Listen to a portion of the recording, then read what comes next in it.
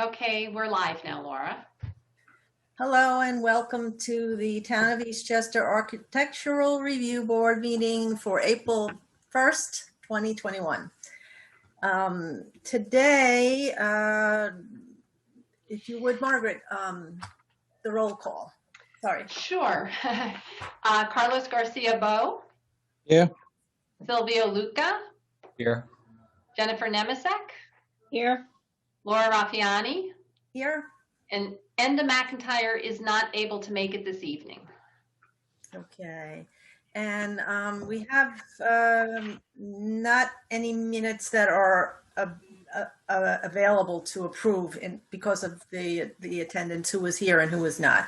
So we'll just move on to the first item on the agenda, which is old business, and that is application 19-42 for the address 5 Ray Place. Okay, so they're getting on board here. Okay. Welcome back. Hello, everyone. Hello. And I think that's, let me see. So Ed, it's just you and John right now that I see logged on. Is that gonna are you waiting for anyone else on your team? Probably not. Okay, if someone pops up, I'll promote them, but right now it's just the two of you. Great. Thank you, Margaret. Good evening, everyone, and glad to be back. What we'll do is I'll give a quick overview of the project again, just to refresh everyone's memory, and then I'll move into the supplemental information that we've provided. So I'm going to start to share my... Also, please give your name. Sorry. Oh, I'm sorry. Ed Vogel from Warshauer Malusi Warshauer Architects. Thank you. And also, Ed, when you say a quick overview, I think you only need to give the overview of the exterior of the building. Sure. Okay, because at the last meeting, the board basically, had their comments between option A and option B, and I think there's not going to be a lot of questions about the interior, but it'll be mostly the exterior materials and finishes. And okay, so then I'll move right into those slides then. Okay.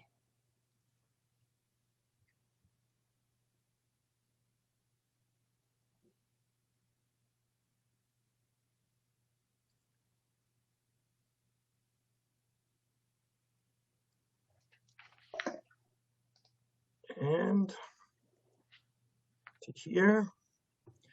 So allow me just to move through these.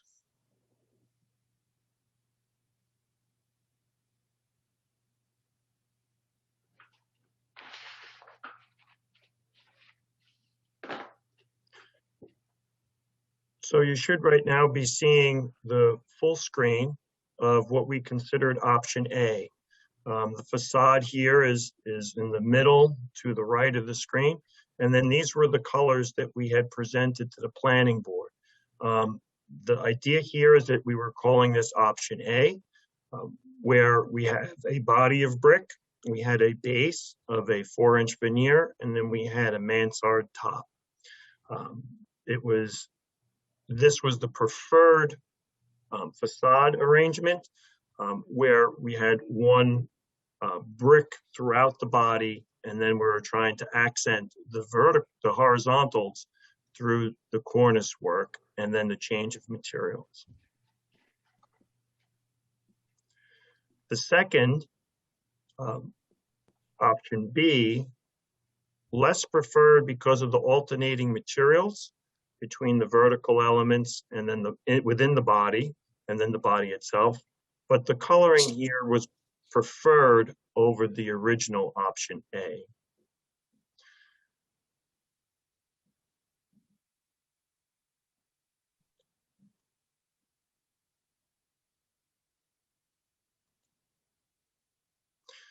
So we prepared 4 sheets. The first sheet here is minor in nature, but I just wanted to point out that within the plan here, we've provided you with the building dimensional offsets that worked their way around the facade to help understand the offsets that occur around the building itself.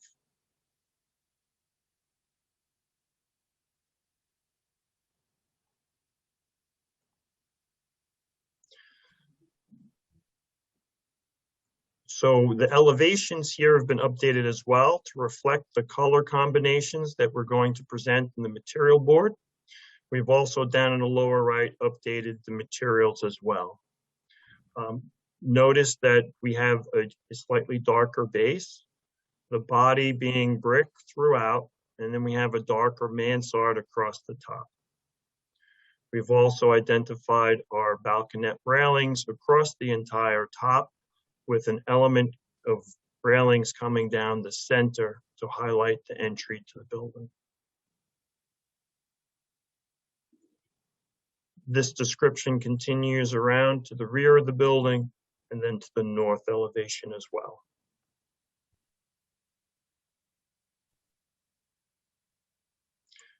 And then to the material board. So let me take some time here. The base material is slightly darker. This is the element down below. It's element C. These pieces are 8 inches in height and then 24 inches in length. You can see in here, and I'll zoom in a minute, but let me just give the overview first. You see some aggregate coming through. The aggregate has some dark, it has some light, and it also has some softer beige colors in it. The body of the building has the brick, as we discussed before. So there is a white, it's a sand finish on the brick. It has a white finish over the brick, and the brick itself is a little, it's clay and tan. So you start to see a little bit of that in the areas on the edges, but you'll see a little bit, it warms up the white. The roof is a mansard. Mansard has these diamond shingles. It gets laid in. There's a view, a picture of it up here. And there is a finish to this too. It was mentioned like a orange peel. And then we have the white trim that works its way up and down the elements. The railings have been simplified. We did take the liberty of adding a little bit of interest to the center of the railing. We also tried to keep them a little more open, and we reduced the height as was requested. These railings are across the top and down the center. We elected to only keep the railings, the balconette railings at the top, and then to actuate the center where the entry of the building is for a few reasons. One is we felt the facade became too cluttered with railings on every window.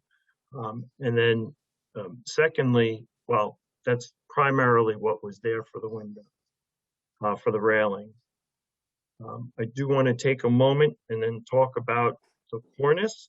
So the cornice that runs across the top of our body and across the top of our base. It projects approximately 18 inches and stands about 18 inches in height. The curvature here is a Phyton molding. You can see here from the cut piece, there are some extra bands at the top and one at the bottom.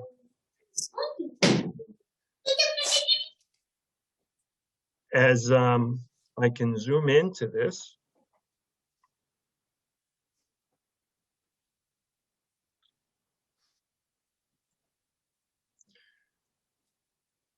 so here is just a typical shingle piece. This is how they would interlock together as a zoom. And then here is a mansard with that patterning, as you would see. This is the color, and the color here is a charcoal gray. This is the brick, and this is what we had presented before on option B. We brought this into this current panel. You can see the sanded texture that's here, and then the white finish that's baked into the brick. And then you can see the texture below, and this is the base of the building, and these are 8 inches in height, and then they're 24 inches in length. You can see in here that there are some dark aggregates starting to show, light aggregate, and then there is some warmer aggregate throughout the body of our base. There are 2 grout colors. We went a little bit darker than each one of the 2 elements. And then the joint of this would be concave. I know we talked about the rake joint, but in discussions, we felt that the concave joint is the best for the project, giving a little bit of relief by going a little bit darker with the two grout colors. And then this is the ebony color for the windows. Down below, you can see the Phyton cove, and then how we've built this up to create the 18-inch projection and roughly 18-inch height.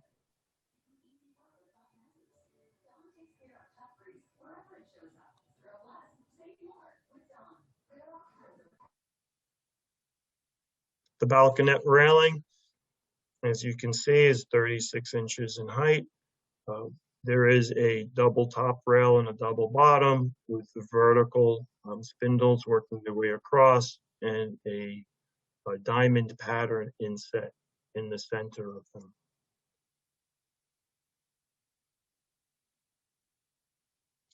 So within the facade, the base would have the larger, darker veneer.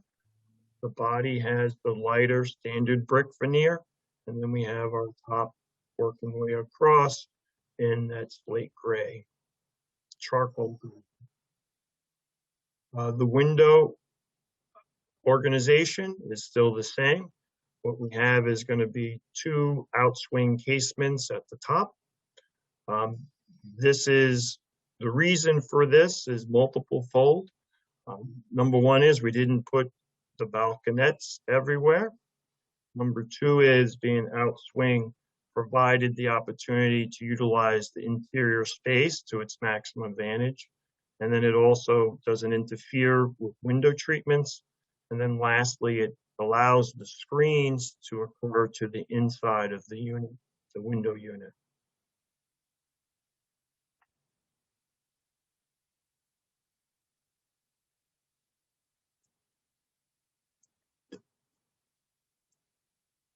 All right. I believe that summarizes the entire presentation.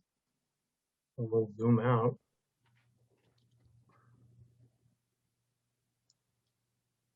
So you can see the full board again.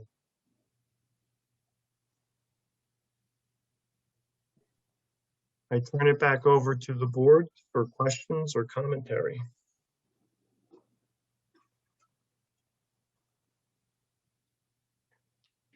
And right now, everybody's muted, so just remember to unmute yourselves. Okay, thank you. Margaret,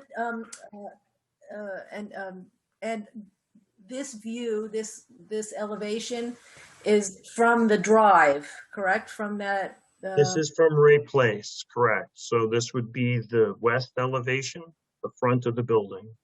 Okay. And here you enter the garage on this, at the lower level, and then above on the south elevation, you can enter the garage on the other level as well. Is that the way it works? Correct. So as you look at this elevation on the right side, currently there are two parking levels today. Those two parking levels are basically going to remain at the same location. This is the lower parking level where the curb cut approximately resides. And that's how you enter the lower level of the parking. As you continue to climb on Ray Place, there's the upper parking level, and you would enter off of a second curb cut or drive. There is some surface parking, and then the majority of it is tucked under, and you would come in from that south elevation. If you'd like to see that, we can move to the elevations, and I can point that out. Not at the moment. I want to stick here for a little bit, but I have a question of how those areas are going to be secured. Will you have any gates pulling down and any system for security at all? There are no gates contemplated at the time for security. The building itself will be secure from the lobby standpoint. And then you would have to gain access either key or by fob into the building. But not into the garage? Correct. So anybody can go into the garage, including the birds. I think you're going to have an issue, seriously, because they have a tendency to go by the warm, like electrical stuff, and make nests. That's one thing, and the other thing, I think you will have theft issues because of that being so. Like, I know you may have cameras and stuff, but that's what happens. I speak from experience. People just go and in these kinds of open but secluded kind of areas, they'll go in and they just start checking every car and seeing who left it open, that kind of thing.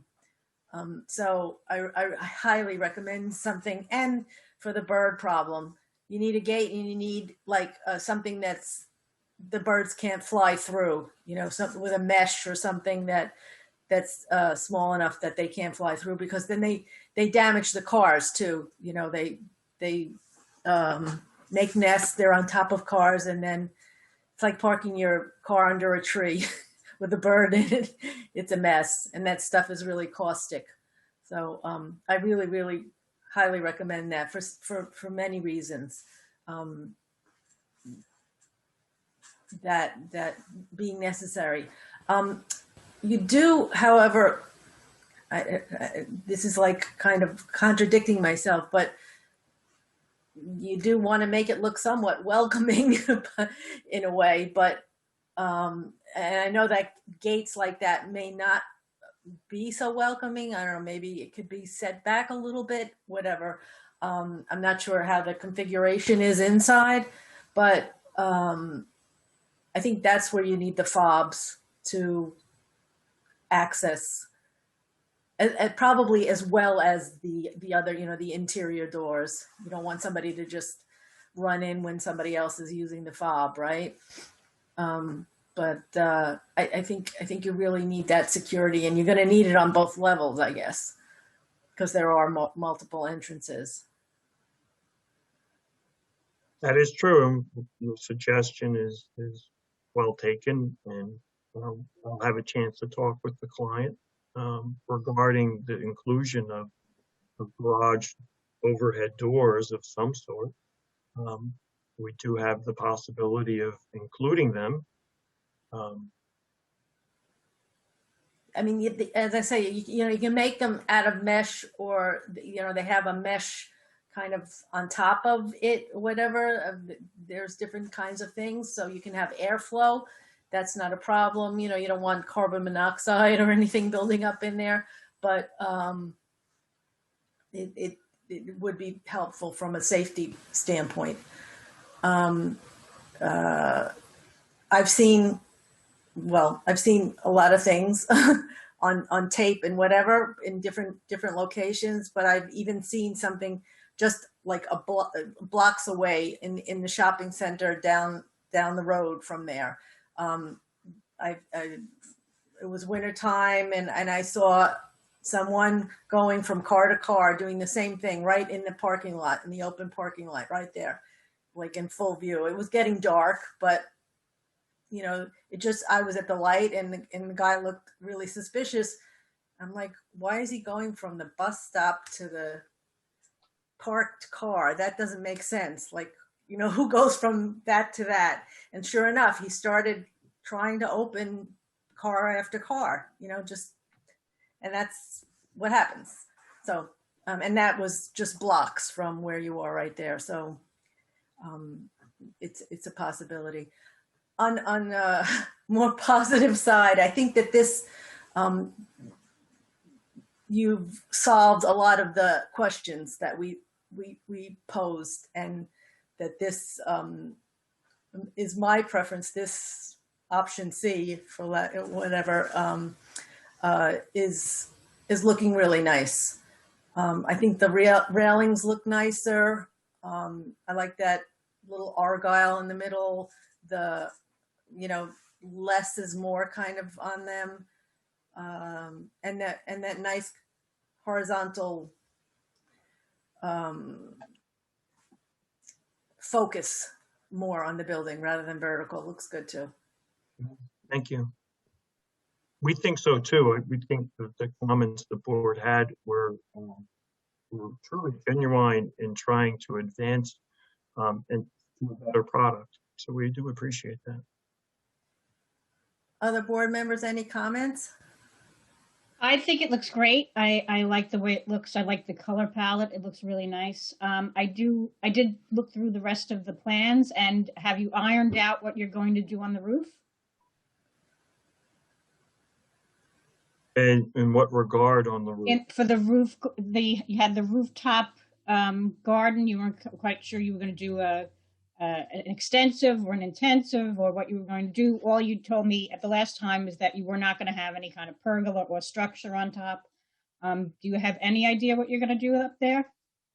Well, the intent is to still have some form of garden up there. It would be best to be an intensive element, and it needs to be shared among other elements on the roof. For example, that's where the mechanical systems are going to reside. But so it has not been advanced any further from our meeting last month. Okay, but maybe before you go to the planning board, you might have more of an idea, because they may ask. Okay, thank you. And I think what would be very helpful is, and I know that you probably did your, is it SketchUp, that little tour that you made? The animation, the one that's Yes. moving? Well, no, it's done through a different program. AMC Consulting prepared that for this project. Okay. So I don't know if you can like adjust it at this point according to your plans and incorporate, but it would be good to see the roof from that view or from the street view to show whether or not it's even going to be visible. That's all. You know what I mean? Oh, I think sure. the question about whether there would be structures on it or not is not really terrible unless it's going to be seen from somewhere. It's not even our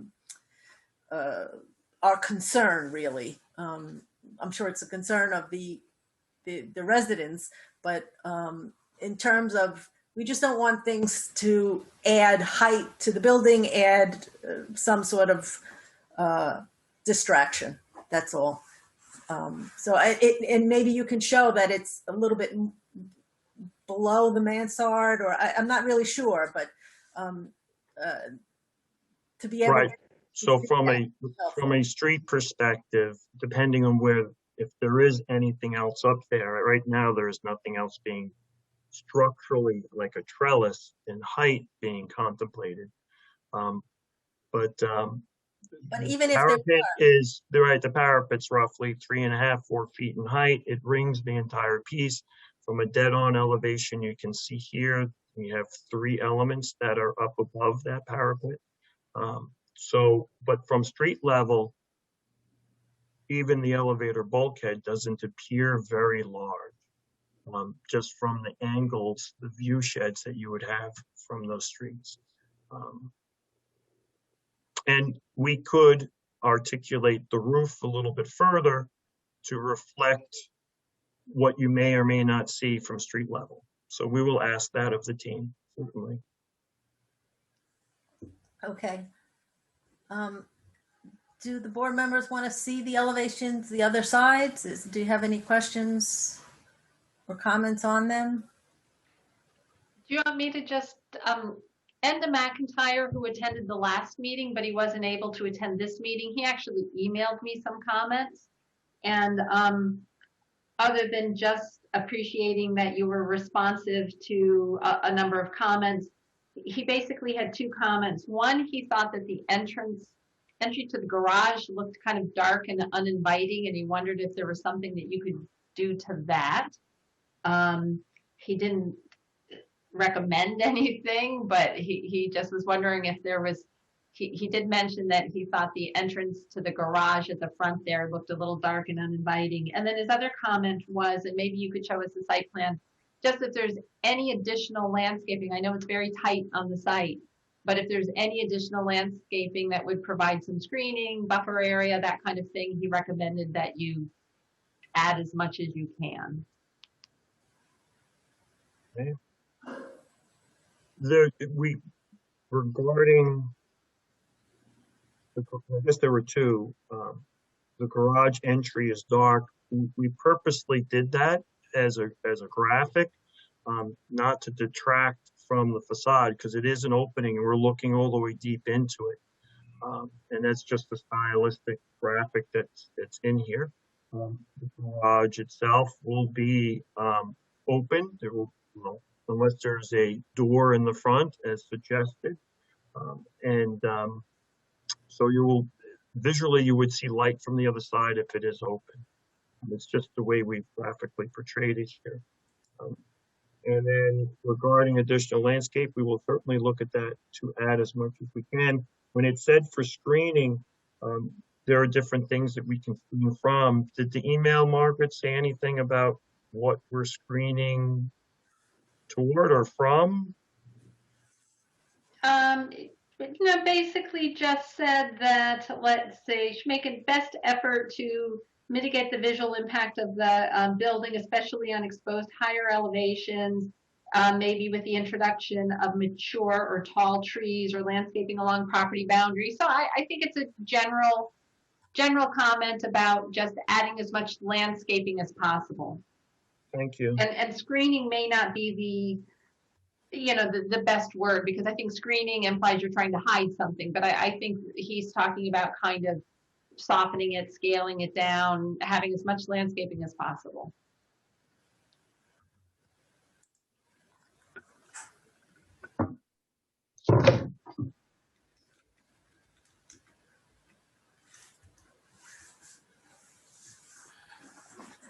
Silvio, do you feel like he answered your comments from the previous meeting? Yes. I know you had quite a few. No, I like the scheme C. He took both basically ideas and incorporated them together. I think it looks fine. I like the color palette. I like the detail on the railing.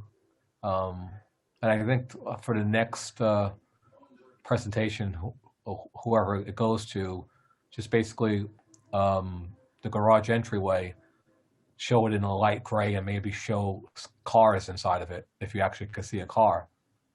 So because that's what it's going to really look like. Okay. Like a shadow, like a shadow line with an outline of a couple cars, so people actually know what it is. The next board, let's say.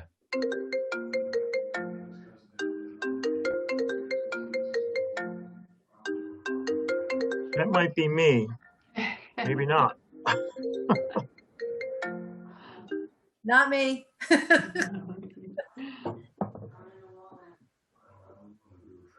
That was the only comment I had. All right, thank you, Silvio. Yeah, that's nice. It looks good.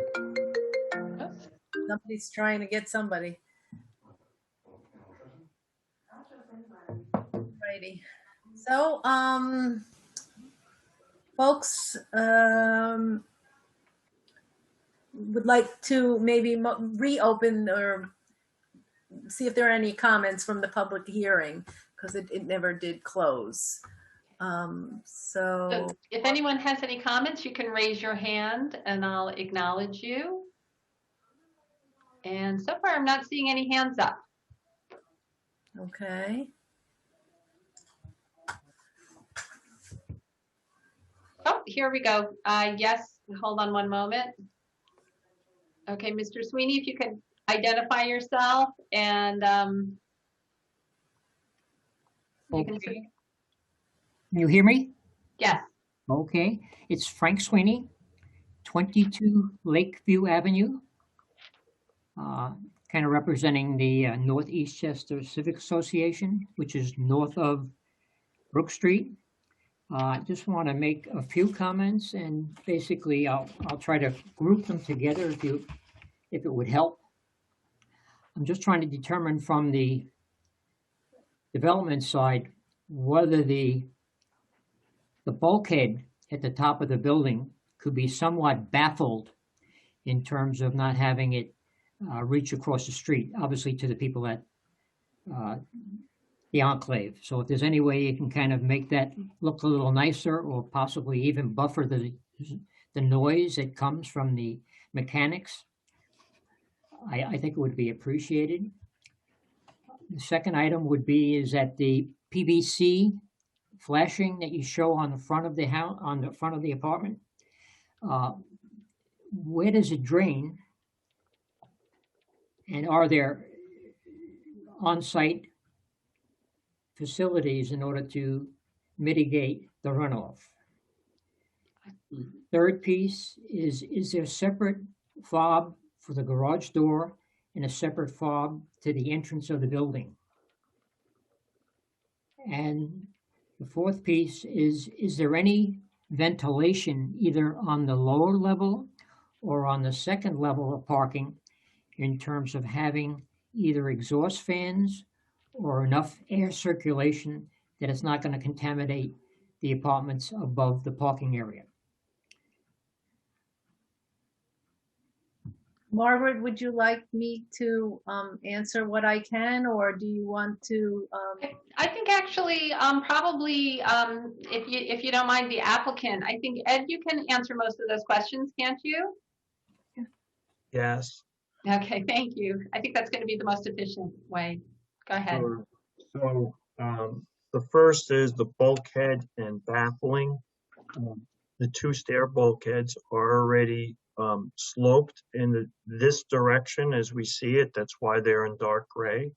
The one that is a little bit further back, it looks a little white, but it is supposed to be the same color as you see in the body of the brick. It's just that we have all the brick lines drawn. It makes it look a little bit darker. That is the elevator machine room, and that isn't going to be making much noise. It's the override. It's not the machine room. It's machine roomless elevator, but that's the override for the car. There are other mechanicals on the roof, as in condensers, but they sit below the parapet. So from a noise perspective, it's not directed anywhere but up. PVC flashing at the front, I'm assuming we're speaking about the cornice here. Yes. And the board. There is an 18-inch projection. That is with most buildings with that type of ledge, the water is just going to then drain off and drip down at the base of the building. So it's not being caught. But internally on the roof itself, we are catching the stormwater, and that will be brought down into the building into a stormwater management system. The third item that was mentioned was a separate fob for the garage versus the building. Obviously, there is security to get into the building. Regarding the garage, if there is a garage door or if it remains open, we'll discuss that with the client, but that could be one and the same between the two. If it is a garage door, then there will have to be readers that will get mounted with you in the car. So the overhead door could then be activated as you approach. And then the last item was ventilation for the garage. Obviously, if we put garage doors, if it's a mesh, it's still open. The intent here is that the garages would be ventilated as much as possible on its own. The second level will need to have some form of mechanical ventilation, but we have the opportunity of bringing that down and out instead of directly out. So it should not impact the units above.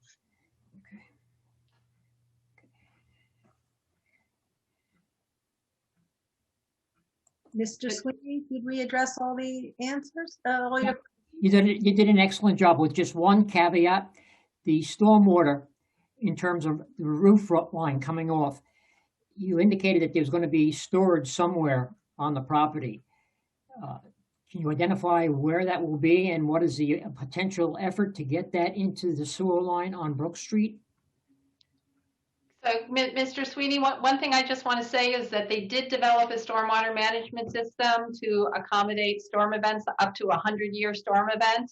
And that was reviewed by the planning board before it went to the zoning board and approved by our engineering consultant. And that will be discussed in more detail when it comes back to the planning board. But they did provide a management system for up to a 100-year storm event. But I think that, as I said, that was evaluated by the planning board, and it will be discussed in more detail when it goes back to the planning board. This board looks at the aesthetics of the building, not stormwater management issues. Okay. Okay, and if you like, even I can, email you some additional information, but I think, this board has nothing to do with the approval of that system. Okay. And just as a general statement, when it comes to stormwater management, the management all the rules have been completely updated over the years. And so when somebody builds a new building, it's always so much better than the neighboring buildings because their rules are tougher. It's just, and they have to do so much more. And there's a lot more people overseeing that, especially on a project this big. So you really are kind of covered by that in that sense. It isn't an ARB thing, but it is kind of a good thing, all in all, on new construction, because that's what happens. And there's just bigger, better rules in place, and they know what happens. So very often it not only impacts the neighborhood less negatively, but it kind of takes some of the stuff that's already there and helps it. And under any circumstance, it definitely will be addressed in more detail at the planning board level. And it was prior to being forwarded to the zoning board, but I think some people weren't present at those meetings and some people have forgotten because it's been a long time. But that is definitely an issue that when it's brought up before the planning board meeting, it will be addressed in much more detail so people understand what's being proposed. So, Mr. Sweeney, do you have any other comments? Just one other comment, and it's more of a general comment. In looking at the building as it's presented here, it really looks very, very nice. It looks great. But when you take a look at the same building, when you view it from the corner of Brook Street and Route 22, people need to understand how big this building really looks. The one that I'm looking at right now in front of me doesn't look that bad. But if you take it from an architectural standpoint, from the street level of Route 22 and Brook Street, this is a fairly large building. I don't think anybody's minimizing the fact that it's large to begin with. But everything we're looking at tonight is from Ray Place. It's ground level in. But if you took a look at the same level and displayed it from Route 22 and Brook Street, I think people in the neighborhood and people around the environment would say, wow, this is pretty big.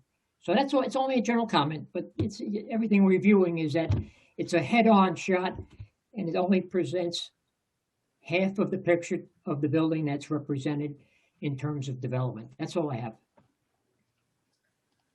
Thank you for your comments, Mr. Sweeney. And then I think we have one other person. Hold on, Mr. Galanek, if you'd like to speak. Good evening, everyone. How are you? Happy holidays to be, and I appreciate the opportunity to speak. Question? Mr. Galanek, if you could just give your name and address. Not a problem.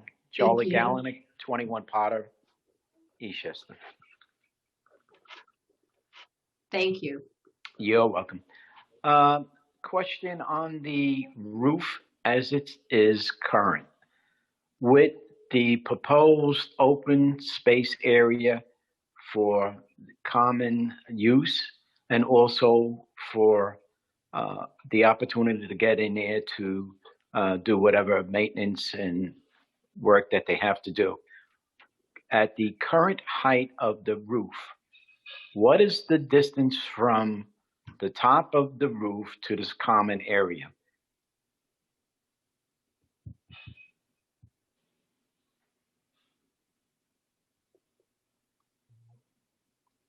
Not understanding the question. So from the top of the roof to the common area? Correct. In other words, you have the top of the roof, say, let's arbitrarily, 50 feet. Now you have the drop of the roof where this common area is going to be. It's going to be the same level as the rooftop, or is it going to be sunken? And if it is sunken, what is the distance of that between the top of the roof and to the actual roof line where people can walk on? Right. So now I understand. Thank you for explaining. You're welcome. As you see from the top of the mansard, the parapet, you see two elevations. One is slightly higher than the other. Those parapets, the lower one will be 3.5 feet to the walking surface. So Can you, it'll be excuse me, down. can you point that out with the arrow, what you're talking about on the display? There we go. Right, Okay. so here we go, right? Got it. One parapet height, second parapet height, and then the walking surface is down below. And what is that distance? The distance is between 3.5 feet and 4 feet.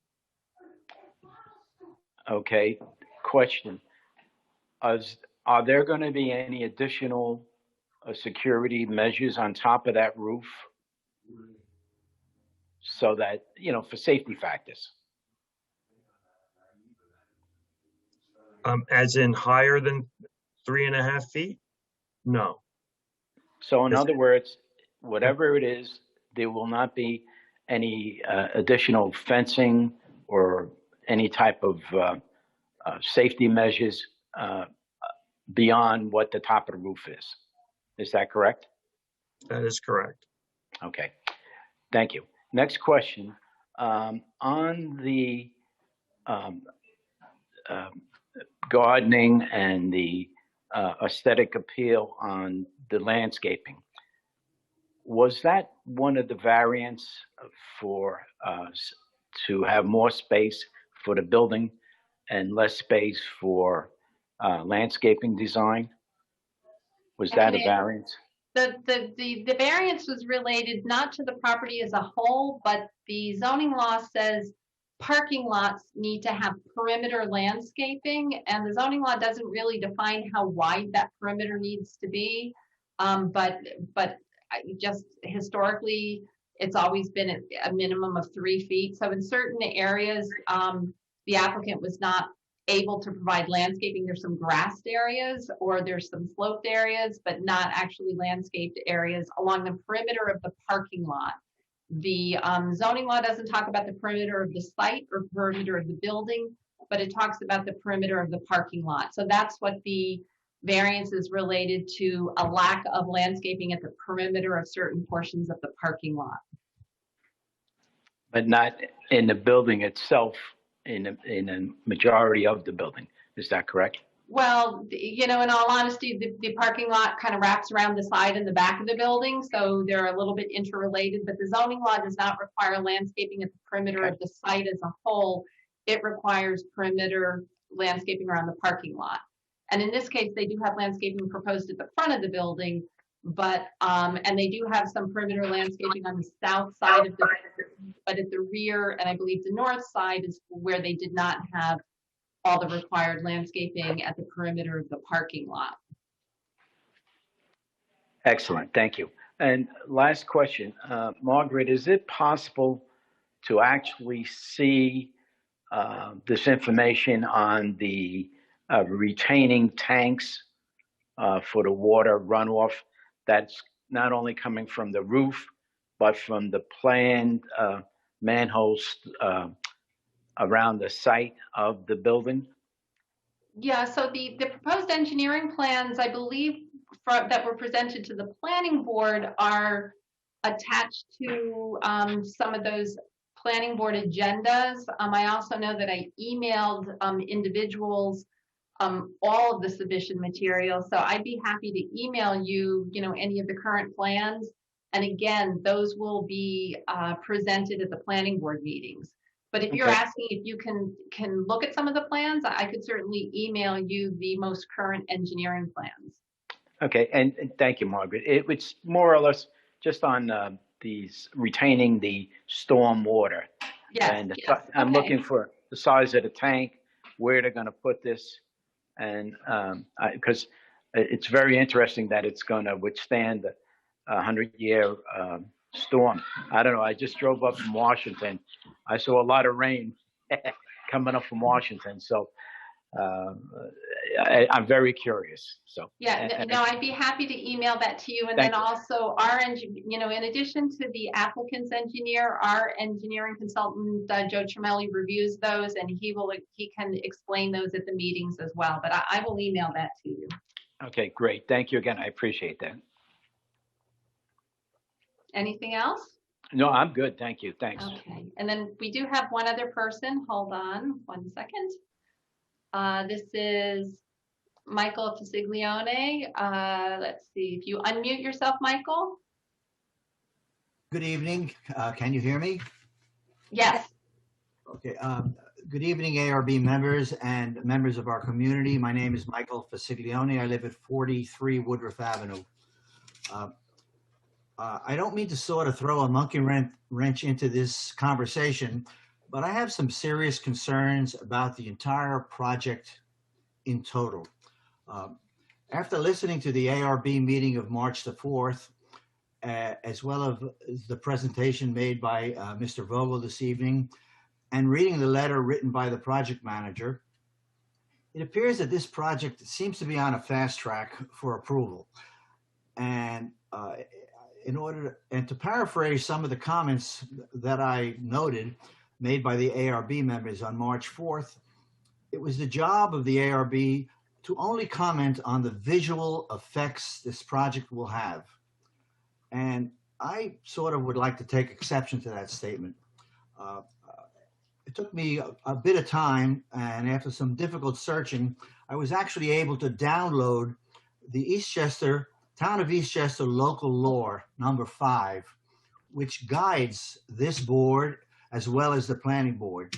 And if I'm overstepping, please correct me, but I'm going to try to move forward and possibly try to review some of the statements that are made in the Town of Eastchester Local Law number 5, which really is what guides this entire project. If we can back up a little bit and possibly conduct this brief review, bear with me. I'm going to refer to certain sections, and I'm going to discuss exactly what they say and what my understanding of them is.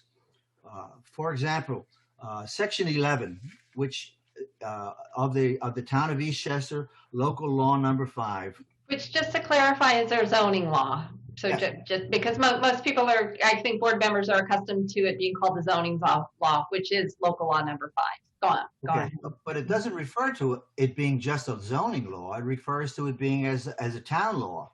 Town of Eastchester Local Law number 5, which is not just zoning, but it makes direct reference to site plan approval and architectural review. That's the first item I would just like to go over. There is a section, Section E, which discusses architectural review, which is the purview of this board, as I understand it. It goes further to go into multifamily and non-residential projects, which again, this is.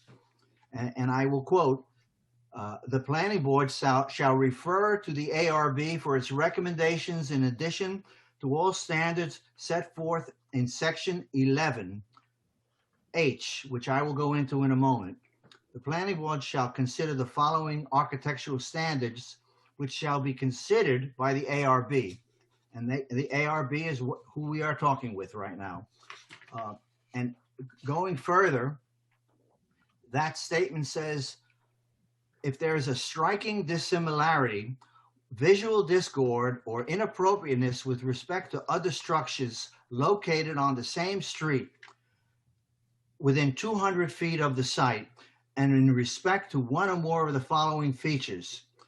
And one of the features noted is other significant design features such as height should be considered by the ARB. Now, throughout all of these discussions, all I see is that the ARB has made a very close discussion about how this project will look, the coloring of it, the design, etc. But we've never discussed whether or not this project is appropriate from a visual standpoint, from an architectural review standpoint. And I contend that it is not. Moving forward, as I said, I was able to download these pages, and I don't mean to get too crazy about it, but there are a couple of items which make reference to visual offensiveness, incompatibility of the proposed structure based on the terrain, and we know that the terrain of this property is very elevated. It makes reference to the existing surrounding residences. And I don't want to go into a big detail, but one of the most important portions was the portion that I made reference to, the H portion of this town law, which makes reference to standards. And I'm paraphrasing here. I'm running through it, but as those standards, the Architectural Review Board's purview is to protect the environmental quality and the preservation and enhancement of property values in the neighboring area. And I don't hear any discussion about this. It seems as though this project is just being pushed forward, and it's a fait accompli already. The project is being made. And as a final item in the standards section of this law, it says the design and arrangement of buildings should achieve minimal and acceptable noise levels at property boundaries. Now, we know that we have a building right across the road, the Enclave, and the people that live there have made mention of the fact that there's going to be a noise situation. That is one situation that I think should be addressed. And most importantly, the final item on the standards listing of this law states that it is the purview of the ARB that a quality of building and overall site design will enhance and protect the character and property values of the adjacent neighborhood. The planning board shall evaluate the architectural features of the proposed design. If they are in harmony with the neighborhood, including consideration of our architectural style, bulk, dimension, and location on the site. And it shall consider all the recommendations made by the ARB. So what I'm trying to say, I've been a little long-winded, but I think it's the purview of the ARB to look at these overviews prior to deciding about what color the roof's going to be and what color the garage door is going to be. Let's not get the horse before the cart. Well, let's not get the cart before the horse, I should say. I think that we should probably address these basic questions, back up a bit and try to get our ducks in a row and maybe see whether or not this project should move forward under any circumstances. That's basically what my feelings are. I thank you for your time. Thank you. Margaret, are there any comments or things responses that you have to that? Yeah, well, the only thing that I would like to clarify that Mr. Fasiglione said is actually with regard to and because you guys don't have the law in front of you like I do and like he does, it's a little bit confusing. But what the law does say is the planning board, in addition to all standards set forth in 11H, which are, talk about things like noise and traffic, etc., says, in addition to all standards set forth in 11H, the planning board shall consider the following architectural standards, which shall also be considered by the ARB. So the reference to 11H is really, those are standards that the zoning law is instructing the planning board to consider. And then it says, in addition to those subjects identified in 11H, they should also consider architectural features, which shall also be considered by the ARB. And as you know, but residents may not know this or be as clear about this, the Architectural Review Board actually does not have any approval authority. You're an advisory board to the planning board with regard to the aesthetics of the building. And Mr. Fasiglione was correct in saying that you, as part of the aesthetic analysis, you can look at the overall scale and massing and height. But again, noise, traffic, some of those other issues, those responsibilities are the planning board's responsibilities. And then, as you know, the concept of consistency with the character of the neighborhood or visual offensiveness, et cetera, I do think that you discussed those issues, maybe not using those specific terms. But I did want to point out that some of the standards that were referenced, those are specifically relegated to the planning board. And you're to look at architectural standards. As I believe we have been, and that's where we focus on this. And I think, you know, perhaps our opinions are different from some of you all, but that's where our opinions are sought after with regards to what it looks like. And I think we're very pleased with this. And as far as fast tracking, I mean, Margaret, when was this application originally presented to the town in any way? Well, it was, let me see, I have it in a resolution here.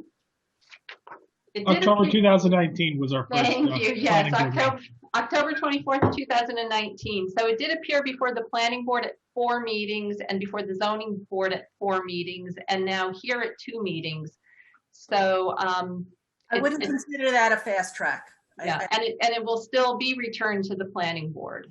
Yeah, so I mean, it certainly is not being pushed or shoved through in any way, shape, or form, and rightfully so. It's a larger project, so there's more to consider, and I don't feel like the developer has been rushing it through either. You know, they're responding to our comments and coming back and you know, making adjustments, and which I feel very comfortable about. I think we have Mr. Galenick still has an additional comment, so can I recognize him? Laura? Sure. Yeah, okay. So let me see. Okay, Mr. Galenick? Yes, thank you again. I appreciate the second shot. Going along with what Mr. Sweeney said and what Mike said, I would really ask the board members, if you haven't already, which maybe you did, to actually drive over to CVS parking lot and actually walk from Route 22, which is White Plains Road, from that fence line, take a look at going east, going west to look at the enclave and see the height of the enclave, and then walk towards the retaining wall where this project is going to go up. At various meetings, if I understood this correctly, the developer said, or his architect said, that the level of the roof line is going to be the same as the enclave. Unless I misunderstood him, that's what I thought I heard. And I don't really see how that's possible, that this building going in the spot where it's at, where the enclave in a sense is almost built into the hillside and not going above ground, but going below. This project is not going, they're not digging down, they're building upward. And I'm assuming the reason why is because of rock. So what again, my comment is, if you haven't already, board members, please go out there. And what I just said, if you could do that and take a look, and then put an architectural review of the geographical area that we're talking about in the town of Eastchester that we live in, if this really looks that it belongs there or not at the current height that they're talking about and size. And I thank you again for the second shot. Appreciate it. Thank you, Mr. Gallinek. And, oh, did you want to say something, Laura? We have one other hand up as well. Okay. Mr. Vogel, are there any, I know that the animation showed quite a bit between the relationship of the two buildings, but are there any drawings that show that in any way, the relationship of those? Yeah, if you bear with me a moment. Yeah, and Laura, just so the zoning board specifically, requested that information cross section so that they could compare the height of the two buildings. Okay. I don't think the applicant ever represented that they were the same height, or that the views of the 5 Ray Place from, especially from White Plains Road, would be the same as those of the views to the Enclave, because obviously they're in different positions. Right. Okay, so this shows it a little bit better. Yes. In relationship of one to the other. Okay. And the Enclave sits lower on the hill, so I mean, one's higher up on the hill, one's lower on the hill. That makes a difference, because if you measure the other side of the Enclave, the west side, it's quite tall. And it's a taller measurement than it is from any point on the other building, I think. But anyway, I think they're relatively the same. It's not, of course, if you go from Route 22, you're going to see it more than the Enclave, because the Enclave is set back a lot more. But, that's where it is. You're looking at something that's further away. So of course it's going to look like it's smaller. But and again, the zoning board, I think these were presented to you at the last meeting, but also the zoning board specifically requested these cross sections, and they also specifically requested still shots from the 3D animation. So from various locations on Brook Street and White Plains Road, so that they could evaluate the height of the building. And a number of the variances were granted related to the building height. And that's the reason this cross section was produced in the first place. And that's the zoning board's purview. That's correct. Is there still one more person that? Yes, Mr. Fasiglione would like to say something again. So, okay, Mr. Fasiglione. Thank you very much. I'll be very brief. Firstly, with reference to, if we could return to that section EE that we just looked at, the cross section of the difference in height. Basically, what the developer mentioned was the fact that the Enclave at its peak height was 320.08 feet, and the proposed Ray Place building would be 323.16 feet.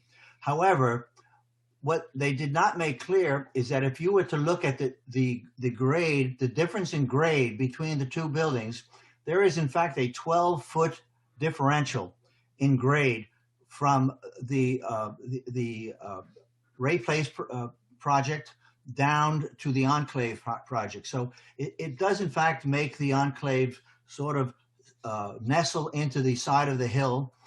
And the second feature there is that the Enclave, the back of the Enclave is set into a wooded area, which in perpetuity will remain wooded. It will never become developed. So therefore, it sort of is a lot lost. And to echo what Mr. Gallinek said, were you to look at this, the elevation of the Enclave from White Plains Post Road from the CBS parking lot, because of the elevation of that area, add the 25 feet what that is constituted of the CVS building, and put that on top of the enclave, rather of the Ray Place area, that building, in essence, will have the visual effect of an 80-foot building because of the elevation of the property. And again, I'm going to repeat that I just think it's much too large and overbearing. And just one further comment, I'm going to refer back to the Eastchester Town Law number 5. And unless I misread this, I'm reading a directive that under the architectural review section number E, under non-residential areas, again, it says that the ARB should look at items such as height and a striking dissimilarity, a visual discord, or an inappropriateness with respect to other structures located on the street. And again, I'm going to make reference to the fact that that building looks like an 8-story building were you to look at it from the post road side. And I don't recall any discussions being made by the ARB with reference to the overwhelming size of this building. And I state my case. Thank you again for your time. I have one question for you. Yes. Because I don't have that. Did you say non-residential? Non-residential or multi, let me see. Let me get the page. It took me an awful lot of work to find these, to print this out. Multifamily or non-residential is what this area. Site plan approval E, number 1 is the multifamily and non-residential directives. And within that directive, item number B states that if there is any striking dissimilarity, visual discord, or inappropriateness with respect to other structures located at the same site or within 200 feet of the site in respect to one or more of the following features, and they refer to other significant design features. So you answered my question. Yes, Thank okay.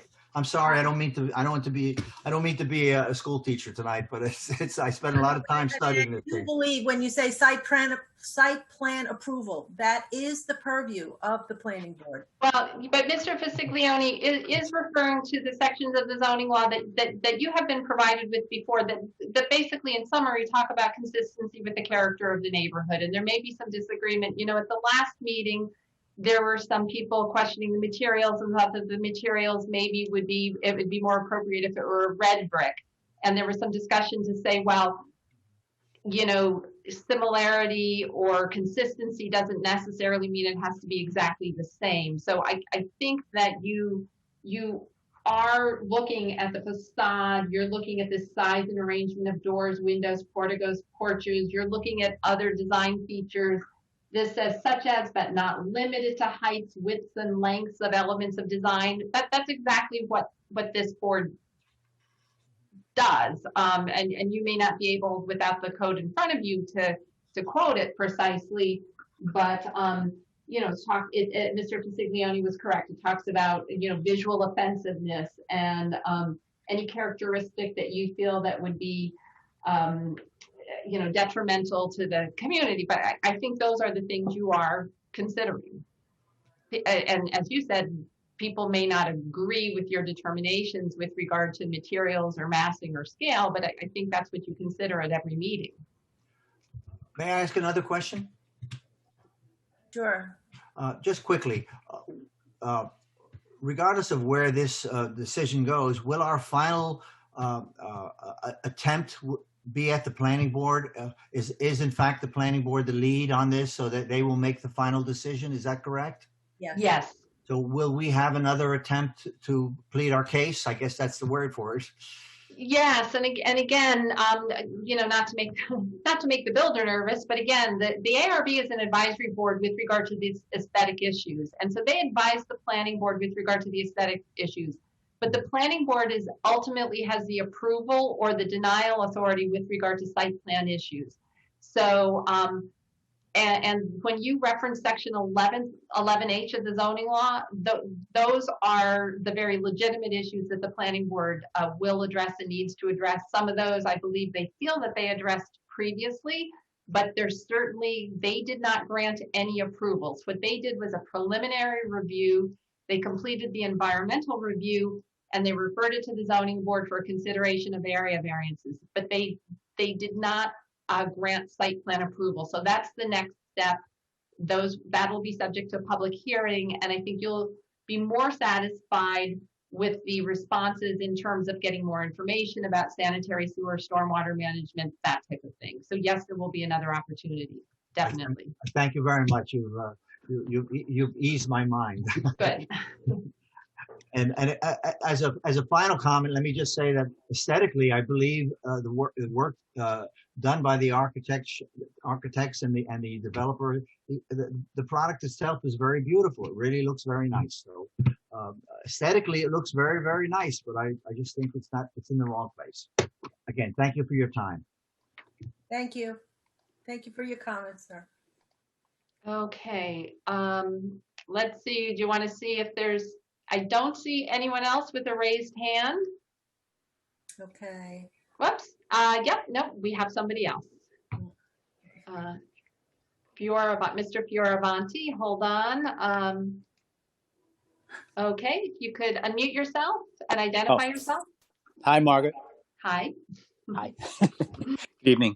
Bill Fioravanti, 24 Ray Place. How are you, Margaret? Good evening to the board. I'm going to keep it very brief. I will not go on to stormwater or environmental issues. There's just one question I want to ask the architecture. And I'm going to go back to what Mike just said in those regulations about, keeping with the, lowering the enhancement of the area due to, what he just quoted a few minutes ago on those regulations. But what I wanted to ask the architecture is why I commend him for this time, because at least he changed. So, there was a little difference in his presentation, as opposed, because I sat in about 5, 6 these boards, and I've seen no variation from the architecture until this point. So I commend him on that.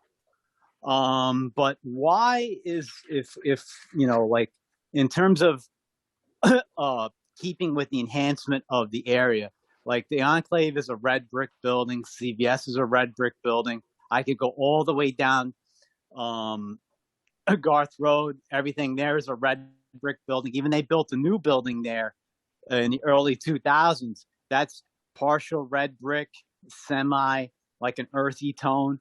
You go to Mount Vernon, Fleetwood, they're building a gigantic building there, and that's going to be brick.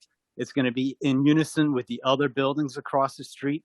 Why is it that the architecture and the developer, is this something to deal with costs? Is that you can't do a brick as opposed to this type of tone? Can he answer that question? I will answer the question. I'm assuming the board is okay with that. The drive here was to come up with a formal, stately, elegant building. The brick lends itself very well to meet those design parameters. I understand that, but what I'm saying though, is there a cost factor in the difference between putting even some bricks on the building, like a red brick on the building, as opposed to this being just like a slab face? I don't know the exact terminology to use here. Is there some? Okay.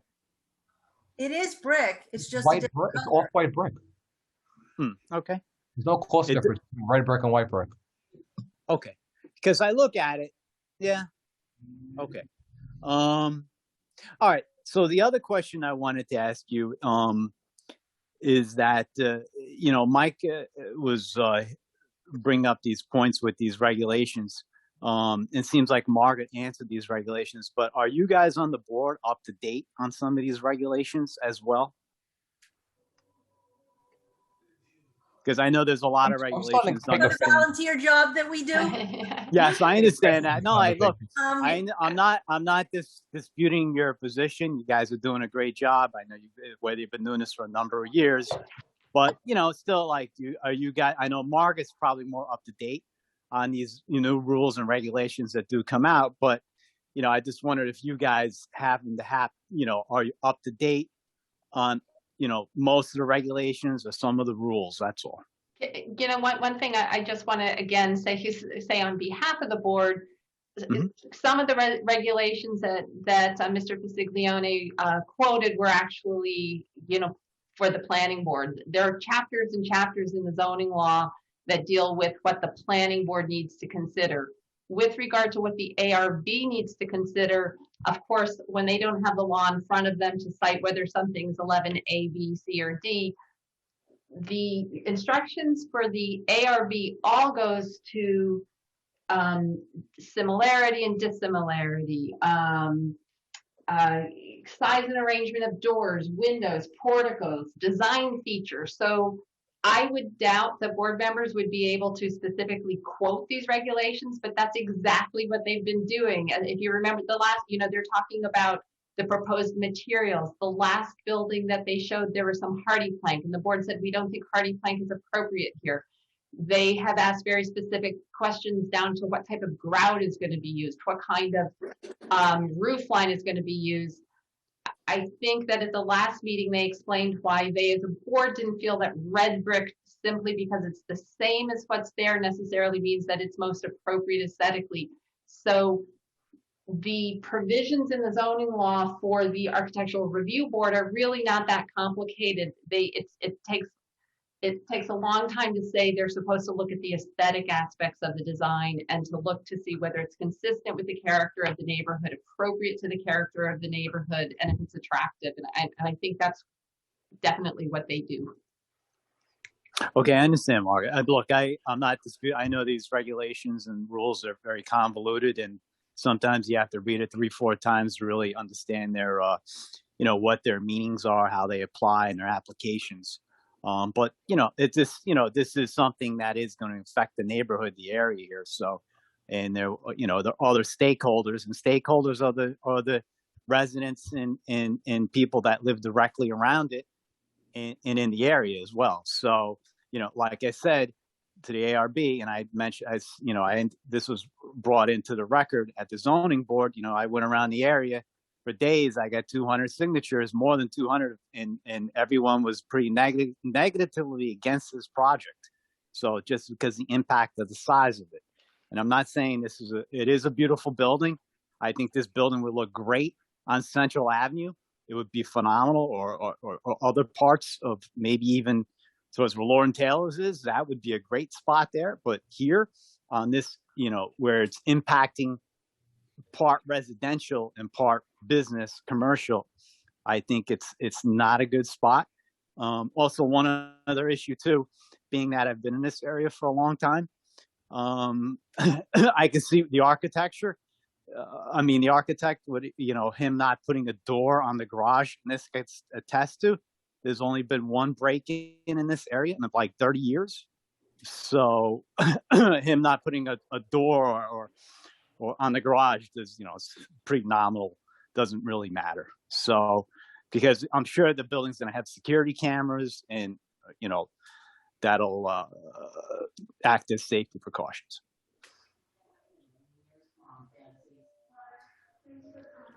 So I guess that's about it, guys. Yeah, I guess I concluded my Thank you for position for tonight. So thank you to the members of the board. Thank you, Mark. Appreciate it.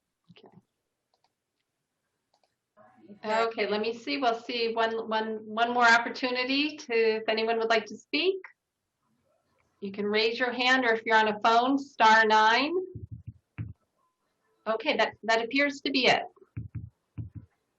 Okay, great. So, board members, any final comments? Please unmute yourself if you need to. Yes, I have a final comment. I had some time to go back over your landscape plan that you presented the last time. And I just want to reiterate what my colleague Enda had to say, which is about the size of the plants. And I noticed the sugar maples are coming in at a 3 to 3.5 caliper size. If you could just bump that caliper size up a bit, so it has a more established look going in. That would help. The river birch you're bringing in at 7 feet, I think that's a good size. They grow rather quickly.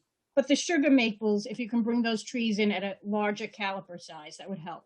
The other thing is that you have golden privet along your retaining wall, along your neighbor's raised higher elevation parking lot. Golden privet is deciduous in this area usually because it's cold here.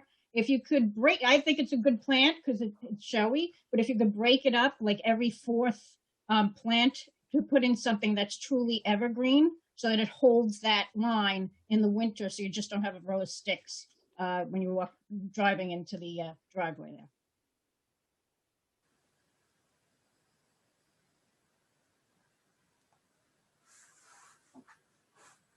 Thank you, Jennifer.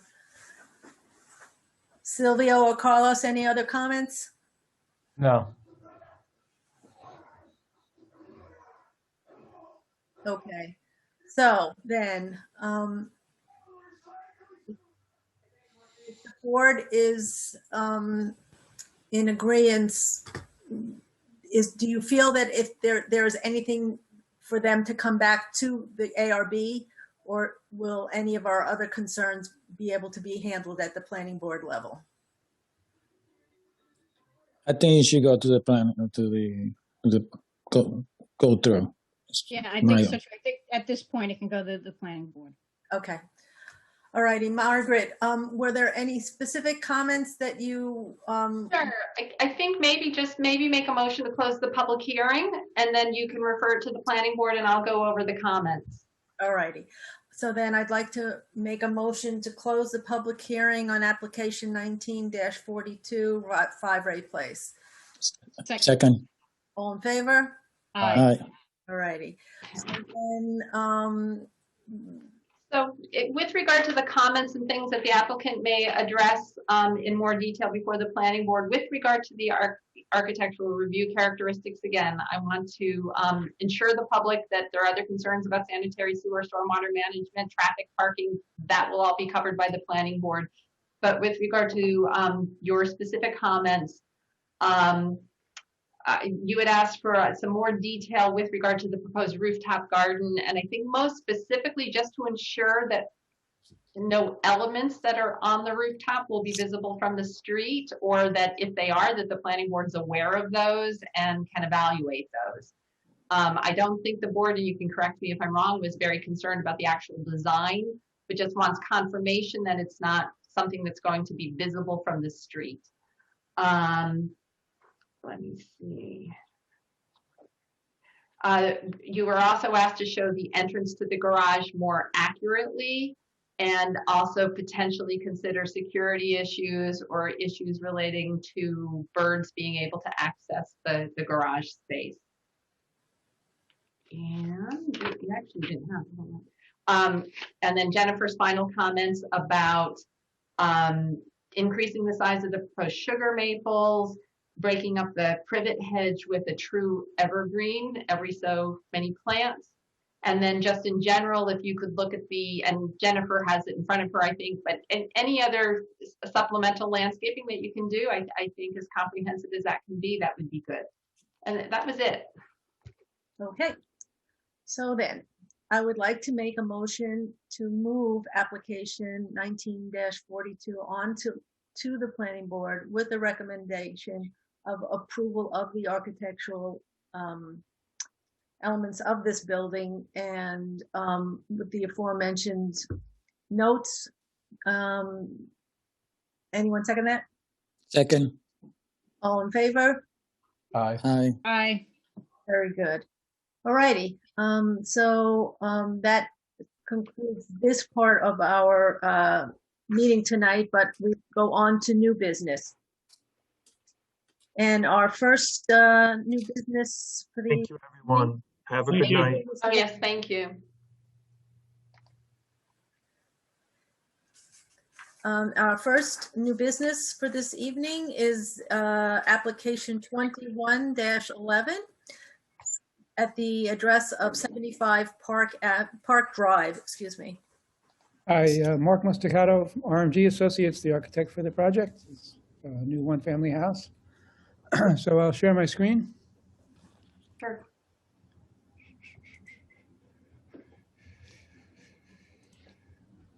Okay. So you can see this, right? You Yes. seeing my screen? Yes. Yes, okay. So again, this is a new one-family house. Gonna cut from the cover sheet to the site plan. This is the existing lot. There are some nonconformities and there were some variances granted when the property was created, when the property was subdivided. The property slopes from left to right, and you can see fairly severely in certain areas, and the property next to it is higher.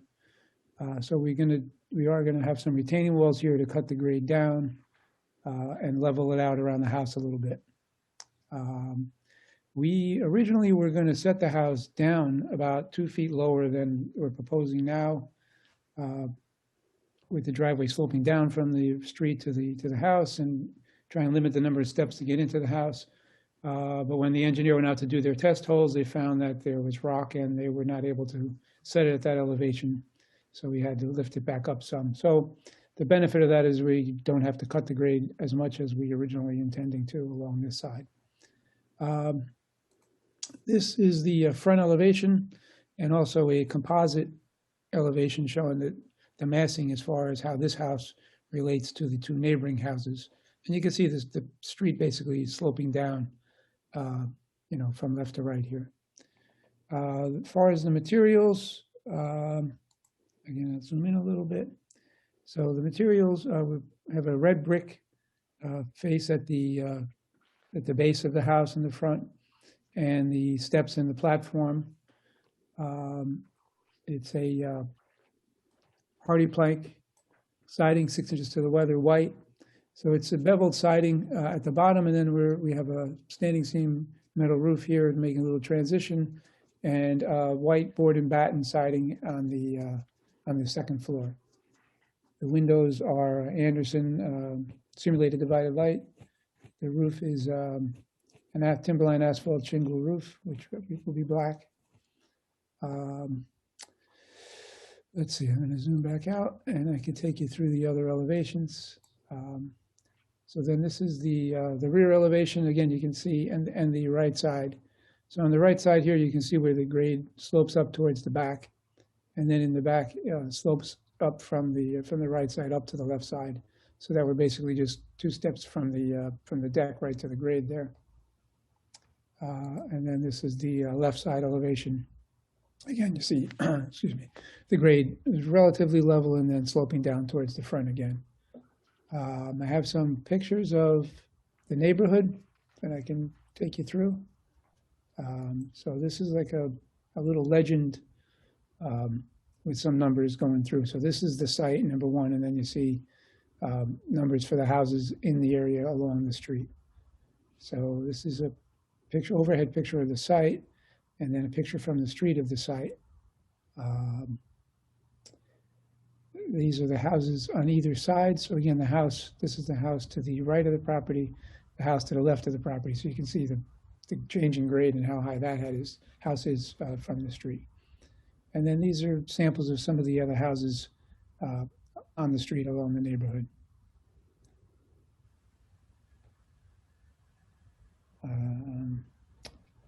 So I guess pretty much takes you through all the photos. I'll take you back to the plans again. I can take you through the floor plans if you want to see them, or if you're not really interested, we could skip to the engineer site plan and the landscape plan. But we'll go through it.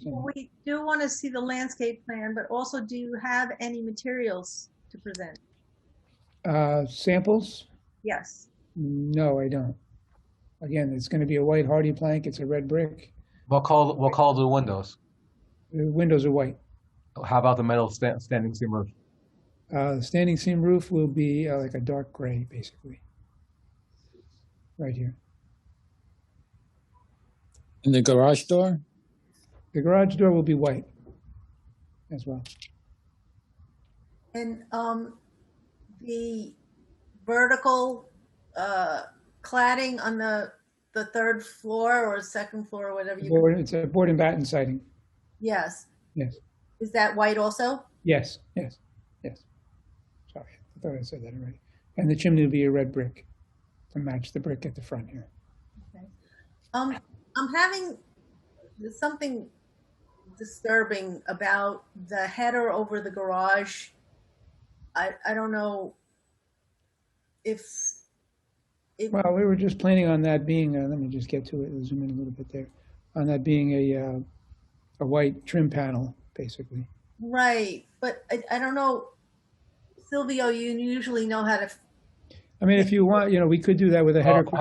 I have a couple of suggestions. I think the house is lacking detail. The garage door should have some fenestration in it, not just a door that looks like it was done in 1980. The front door, the column to the left, it kind of, I think you need to accentuate the entryway. I think that column should get smaller. Maybe you introduce another one on the other side as well, with some kind of detail above. Maybe extend the standing seam roof that comes beyond.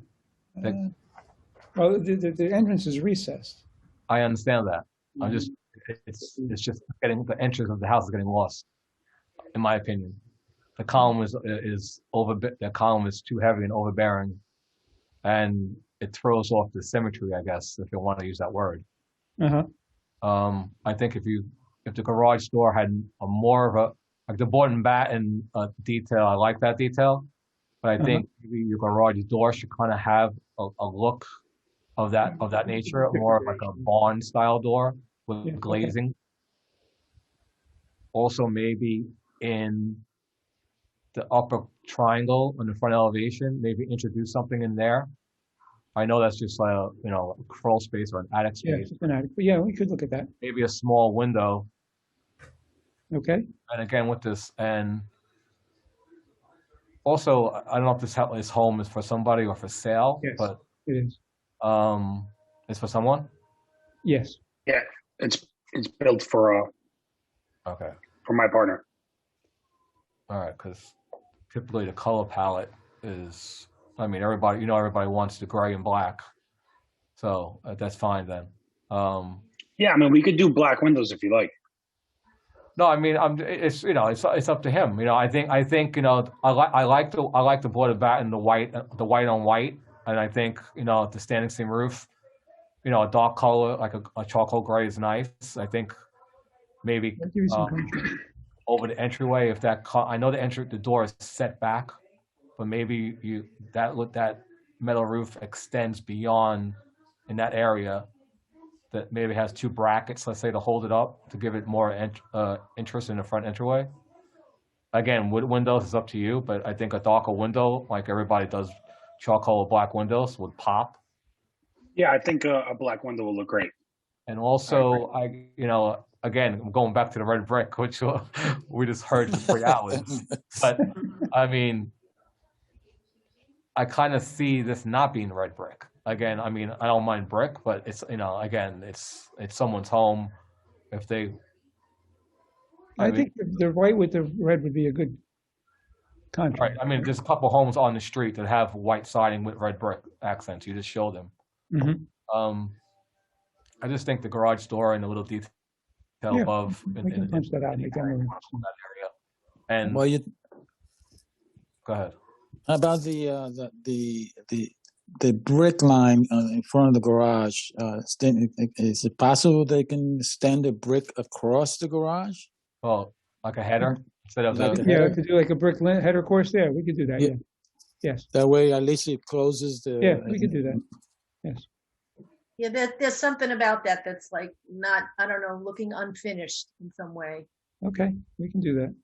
And I agree with Silvio about the entrance. I think it gets a little lost, especially when you have the one column and the siding just meeting it. That siding over the door, it looks like it doesn't belong there. Okay. Is there something else? Well, again, the siding is set back.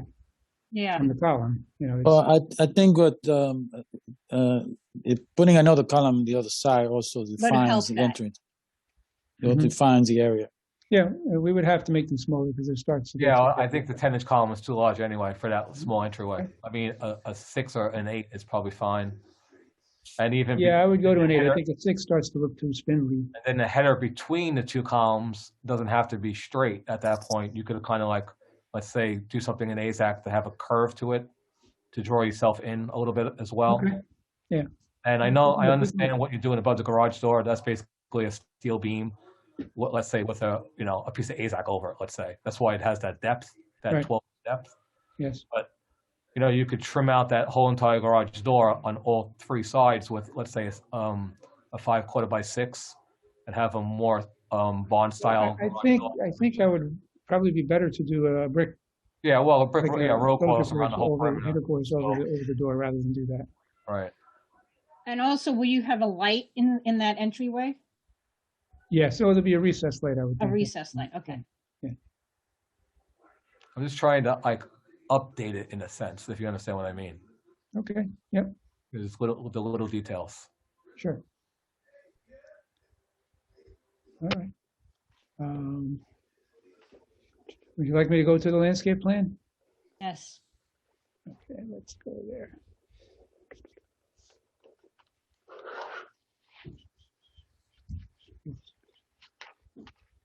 Okay. So the landscaping plan, this is done by Anthony Iacocella. So he has two feature trees in the front, which I have to zoom in to tell you what they are. Bear with me for a second. So those are something called an October Glory. Yeah, maples. Yeah. And then is there also an existing tree in front of one of those proposed trees? Is that what that dot is? Is that Yes, there's an tree? existing Okay. 4-inch twin tree that was going to stay there. Okay. Yes. And then he has, some just kind of interesting plantings and foundation plantings along the house. Mm-hmm. Some screening along here. Again, this screening will be basically between the two walls. So this is sort of relatively low stuff that really that you'll see from the house, as opposed to at the property next door. You're looking over this, so there's really they're higher. So Right. we're not. Is there going to be any AC that they also have to kind of screen from your neighbor? I'm sorry. Say that one more time. AC unit in the back here. Yeah, that Angelo, I think that would go here on this left side of the house. Yeah, we're gonna try to put it on the left side. We were talking about It's it. very and private, because again, the neighbor next possible, we door might is be able higher, to. so it wouldn't really impact them at all. In this corner, he's got. Again, I have to take it back through there. TPs are. I don't see anything wrong with the landscape plan. It's a long lot. Yeah, So there's, you get tight some spaces on both mixing up with sides. some arborvitaes here and Mhm. and some rhododendrons. Just kind of some evergreens that will not be too consistent, but give it some interest and privacy for the backyard from the neighbor. So that's basically the landscape plan.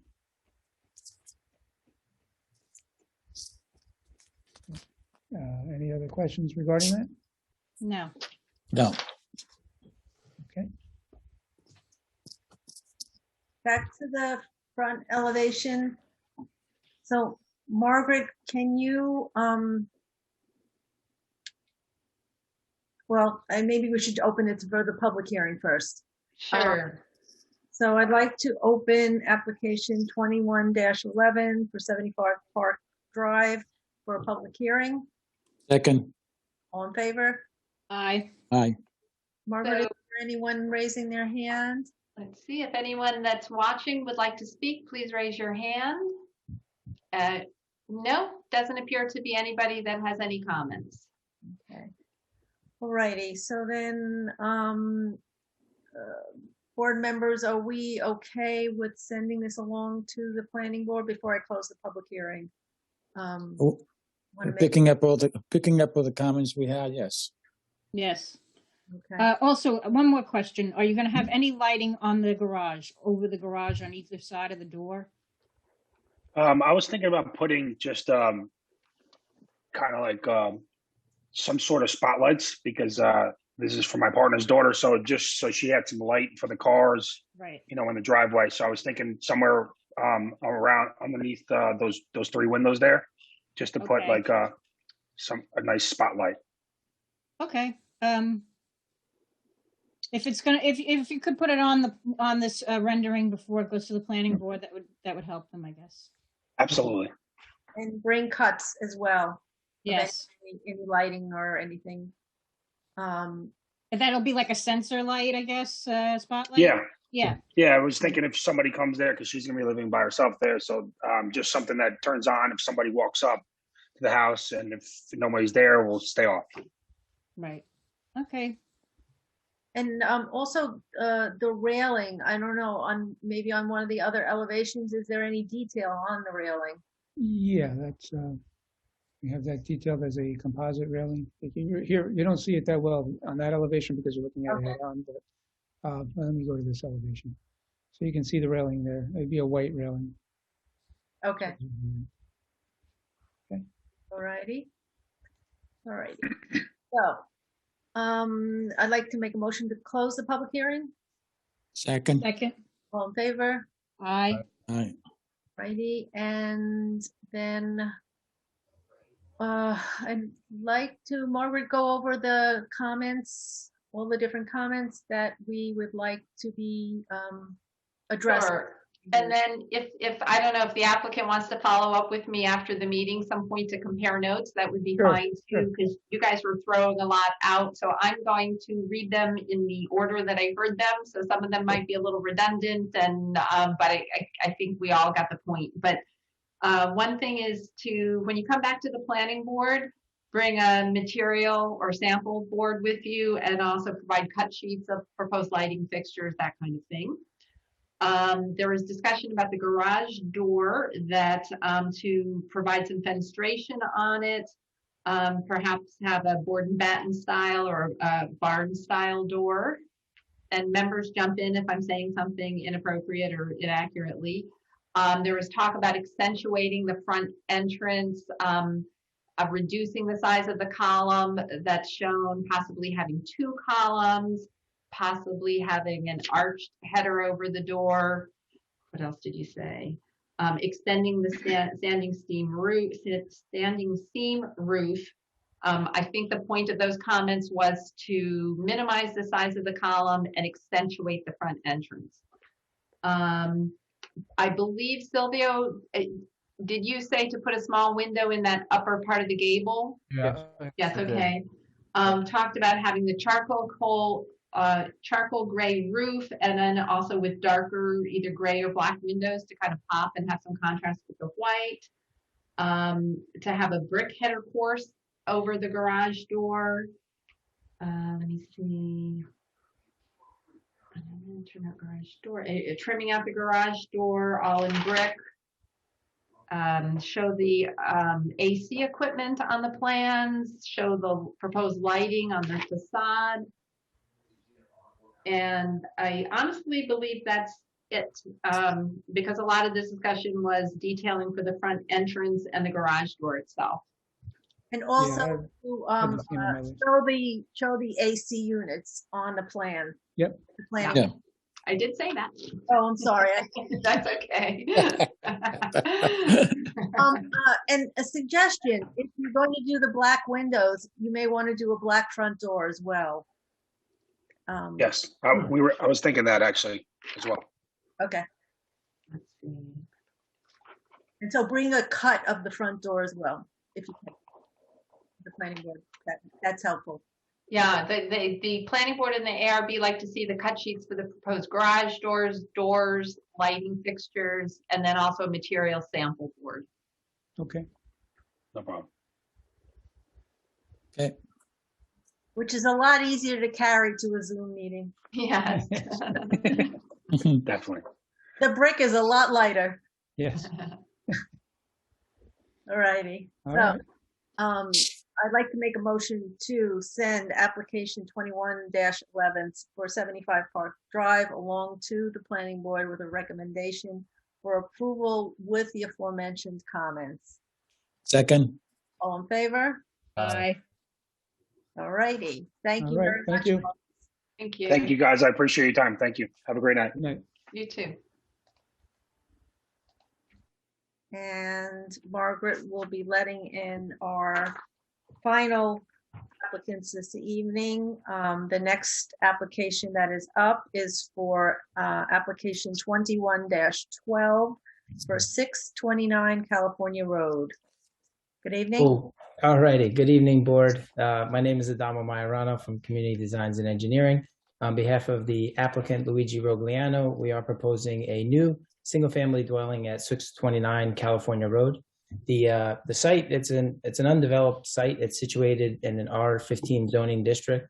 Other than the respect to it having there's a tennis court occupied on the actual site, along with some vegetation, some mature trees, and a small storage shed. All of these existing impervious surfaces, the shed, any related conditions, they will all be removed. All of our newly impervious surfaces will be captured on site with stormwater mitigation. And we did do site tests and percolation tests that the town consulting engineer came out and witnessed. Going to share my screen. Okay, so this is the existing site. Again, the home is situated well within the zoning setback boundaries, basically, in respect to the front, side, and rear. So we had the ability to situate the site, the home, sorry, on basically the flat surface of the topography. We tried to create the least impact to the natural grade, other than along California Road. There's a pretty steep slope.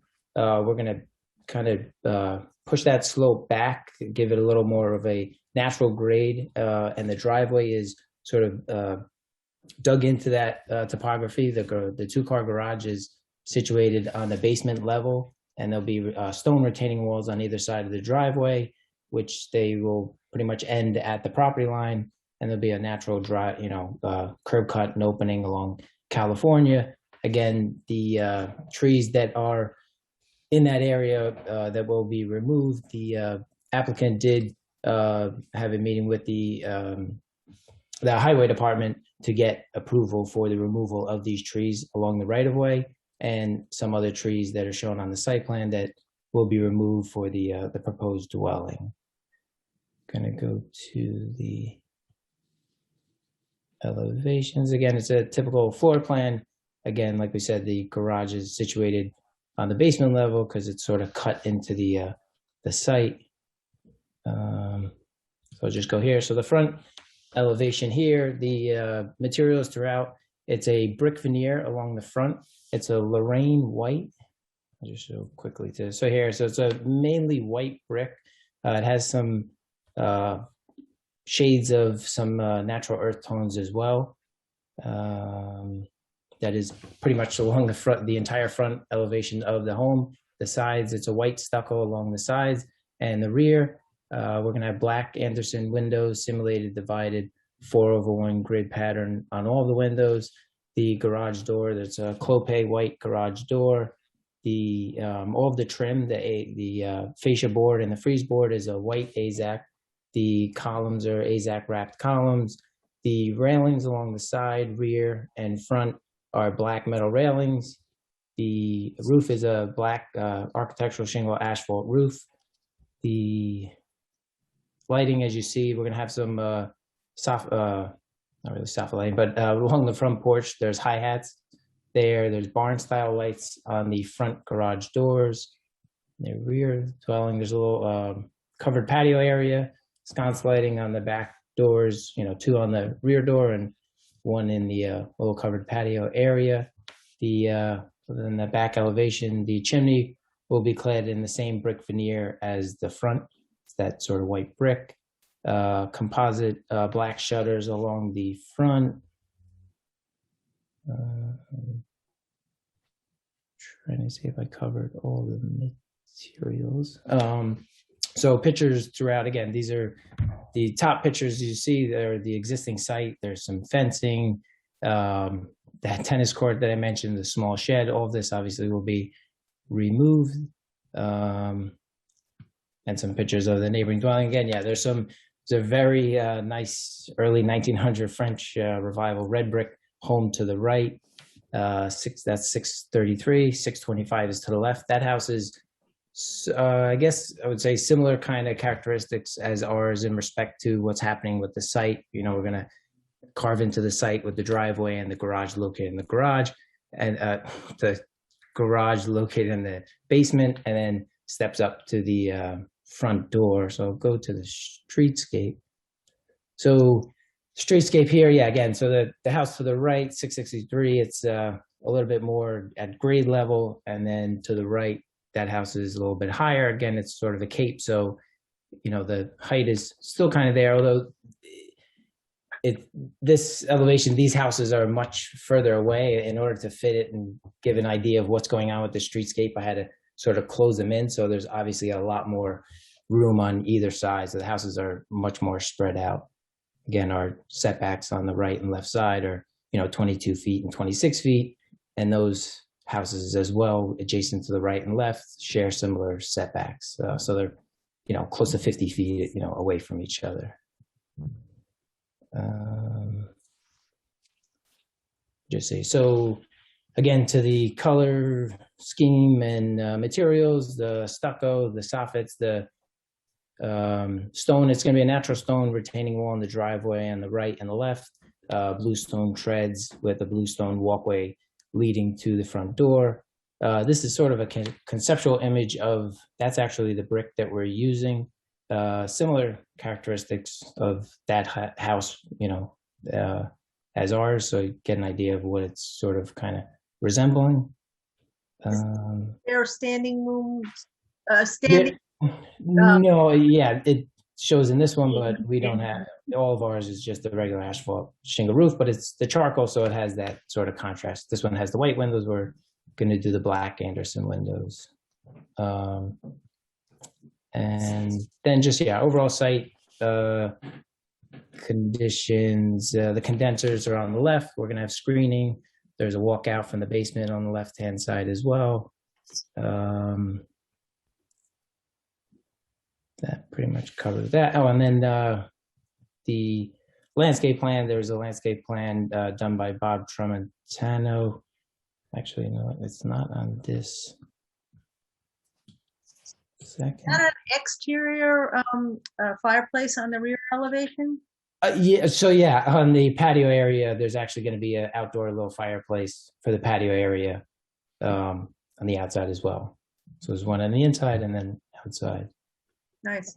They've done that before in some other homes as well. And it's sort of a neat feature. Everybody, obviously, with today, everybody wants that outdoor living because people are stuck at home. Can you, are you able to see the landscape plan or no? No. No. One second. The material board. Okay, let me just show. Okay. So yeah, so this is the landscape plan prepared by Bob Tramontano. Pretty basic, you know, flanking around the driveway and the front of the home, and some planting on the back porch and rear, and then along the property line. It is pretty dense screening on the rear. There's existing trees that we're trying to remain along the property line. In between those, we're doing some infill planting as well.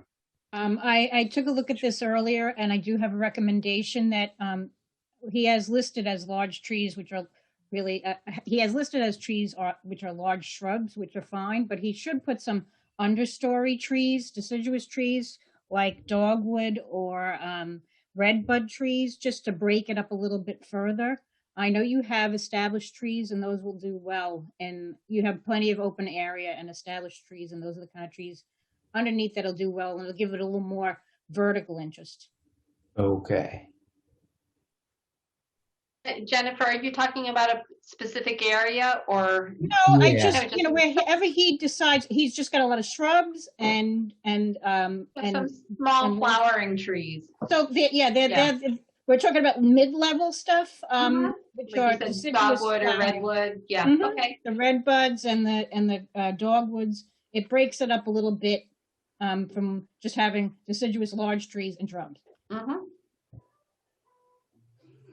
I may be lost. So saying to propose To some?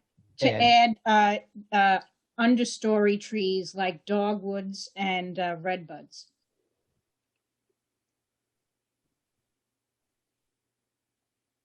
Got it.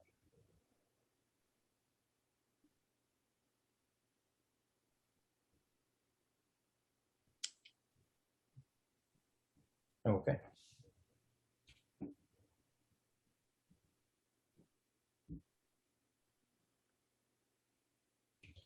All right. Did you want me to go back to the plans? To the elevations, please. To the, To yeah. go to the elevation. If you go to your rendering, I see in your rendering in the portion you got 1, 2, 3 columns. Four. You got 4 here, but in your your rendering you'll have. Let me go to your rendering. Suggestion that rendering. That's not a rendering of the home. Oh, sorry. Yeah, that's just a conceptual image of to get an idea of the brick with the. No, it looks nicer with only 1, 2, 3 columns. Oh, right. Okay. Well, yeah, I tried to mimic so. Can we have the other home instead? Yeah, right. The entryway, we have 2 columns right to left, and then we centered on that triple window, the 2 columns. That's it. Okay. Again, yeah, that's just to get an idea of what the brick looks like. Yeah, I like that house. Yeah, I like this house too. I like this. No. But I mean, yeah, we're kind of similar ideas. No, I understood. Again, the garage is down below, so it's a little different, conditions. I think you do have a little 2 places there for the standing seam roof. Just I could ask the owner about. Yeah, I know the front little bay and the front porch. Sure. Yeah, right. I mean, we're looking at that. We're being teased by that conceptual. I won't go back to now. Yeah. No, honestly, sometimes I think the conceptual photos are a little bit confusing. When you guys do that, you might want to just do a detail of the brick or something like that, because sometimes board members do get distracted by the conceptual. Again, yeah, and we're looking at just a computer, image elevation. If this was. Good thing it didn't have copper gutters and stuff. That's true. Oh yeah, we're just doing white aluminum. I'm just joking. But I didn't mention that though. Anyway, but otherwise I think it's nice, and I think that brick is really nice. It looks kind of whitewashish. Yeah, exactly. Yeah, it is very nice. A nice warm white. Sure. Color. Yeah. So it's. If a little different. Going back to that brick, I do like it. Sure.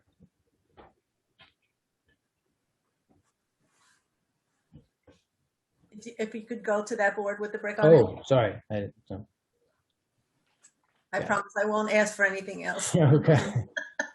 But yeah, again, when you look at just a big picture of the brick, sometimes you're like, wait a second, what does that look like on the house? So, I mean, obviously, it gives you a good idea of the conceptual image, just then it throws off some other ideas. And is that the natural stone color that you're also going to be using that you're shown for the retaining wall? Yeah, pretty much. Nice. Yep. So they kind of mingle a little bit together Mm-hmm. too. And it kind of matches the stone wall next door, right? Yeah, so that's a natural. This here to the left is basically natural stone from real stone that no kind of veneer or anything. Alrighty, so Margaret, I'd like to make a motion to open a public hearing for this application. Anyone second? Second. All in favor? Aye. Margaret, is there anyone in the audience who is raising their hand? If anyone would like to comment, please raise your hand. Actually, there are no hands raised. Okay. In that case, I'm going to make a motion to close the public hearing for application 21-12. Second? All in favor? Aye. All righty. Okay, so I think board, we all agree that this can go along to the planning board? Yes. There were two recommendations. One was to add the understory trees on the site, such as dogwood or redbud, some small flowering trees, and to possibly consider the standing seam roof, I guess, over the window and the porch. Got it. And that was it. All righty. And so I would like to make a motion to move application 21-12 for the address 629 California Road along to the planning board with the recommendation of approval with the aforementioned notes. Second. All in favor? Aye. All right. Thank you. Appreciate it. Thank you for your time. Thank you. All right. See ya. Bye. Bye-bye. And I guess that's it for this evening. I'd like to make a motion to close the ARB meeting of April 1st, 2021.